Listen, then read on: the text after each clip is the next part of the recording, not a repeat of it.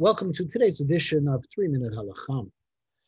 Following the mesach, which is placing the vertical threads in the loom so that you're able to begin weaving, the very next step is called Oseh Shtei Batei Nirin. That is the next malacha. However, what Oseh Shtei Batei Nirin is subject to a classic debate between Rashi and the Rambam. Rashi maintains that Oseh Shtei Batei Nirin is setting up the loom so that we'll ultimately be able to weave by bringing the horizontal threads into the process. Those horizontal threads are referred to as the weft.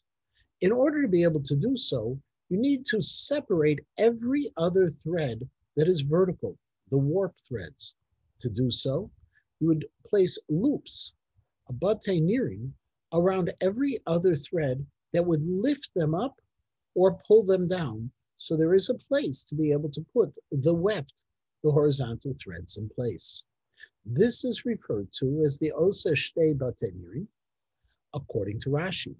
However, the Rambam disagrees, and he says Oseh Shtei Batei Nirin is not referring to setting up the loom, but rather, according to the Rambam, it is a weaving of a different kind, a very loose weave for lace or for a net, that is each one of those squares within the lace or within the net is called a Batei Nir. As a result, there is a machloket, but once you do two of them, once you get this process moving, either preparing the loom or beginning to weave that loose weave, it is already a malacha. The Mishnah in Daf Ayin Gimel Amud Aleph in Shabbos, though, however, adds two more pieces. That also Shtei Batei Nirim applies to kirus and also kfara and sal. Kirus, according to Rashi, are commercial looms, which are constructed a bit different, but again, setting up the loom. The Rambam says, no, it's talking about a different kind of fiber. It's talking about a pound fiber. And beginning that same loose weave with pound fibers is called kirus. Kfara sal is both a basket or a sieve.